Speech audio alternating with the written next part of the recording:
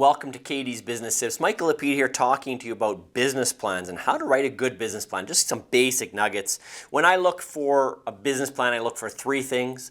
I look for the marketing plan, I look for the strategic plan, and I look for the financial plan. I review a lot of business plans, and that's the kind of the key components of the business plan I'm looking for. So those are your most important components of business plan, and it's really crucial for startups. So if you're starting a business, extremely important to have a business, but also good for existing business because it's dynamic documents. Because it's dynamic, it's changing, it's growing, your business is growing, and so forth, okay?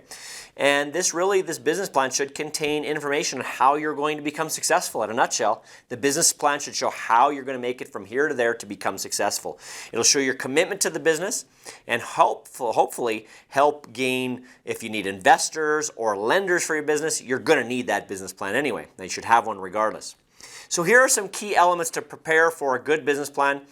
Make sure you have proper information about your business. If you don't know the business and stuff like that, where you're still going to set it up in the future, you can leave that blank. But once you know everything from the name, the description, the location, all those things are important.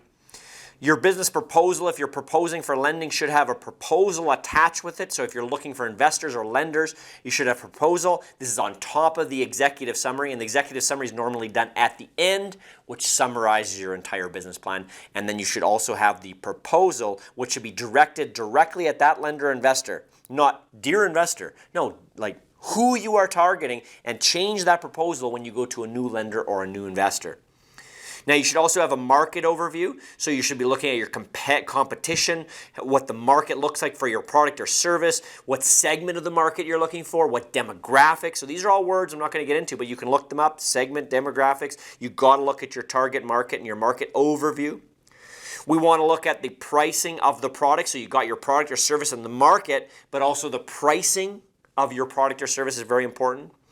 And the distribution of your product or service, how will it be distributed? Does that give you an advantage over other competitors and so forth? Okay, we want to look at SWOT analysis. Strength, weakness, opportunities, threats. This is very important in a business plan. What are your strengths? What are your weaknesses? Everybody has them. What are your opportunities? And what are threats towards your business? Very important to look at. So now that we kind of have that basis, we're looking for our marketing plan, and our marketing plan should very clearly lay out our market objectives, that target market and demographics. Our positioning is very key. What is our unique selling proposition, they call it, USP?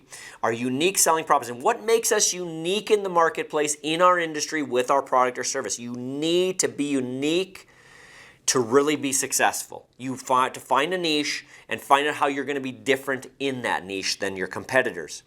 And then what is your strategy and action plan of your marketing, right? What are you going to do for marketing? How are you going to get the people to come to you? So very, very important. Then again, we have our strategic plan, should lay out goals, milestones, where we're headed, where we're going to get there approximately, right? Those are milestones of your business, like goals, milestones.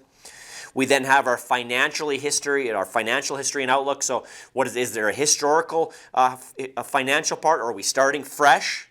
What's the projections for the future? So past, present, future, that's what we're talking about when we're talking about the financial history and outlook. Okay? And then we also need, as part of our strategic plan, is what's our information on our management and our operations is very important.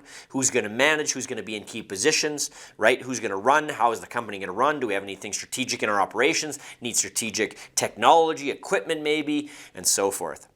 And then, like I said, the business plan summary, the executive summary, even though it's the first document, it's at the beginning of the business plan, it's actually the last thing you do to prepare your business plan. If you got any questions, we'd love to hear from you. Thanks for being a part of our Business Tips, and we'll see you in the next video.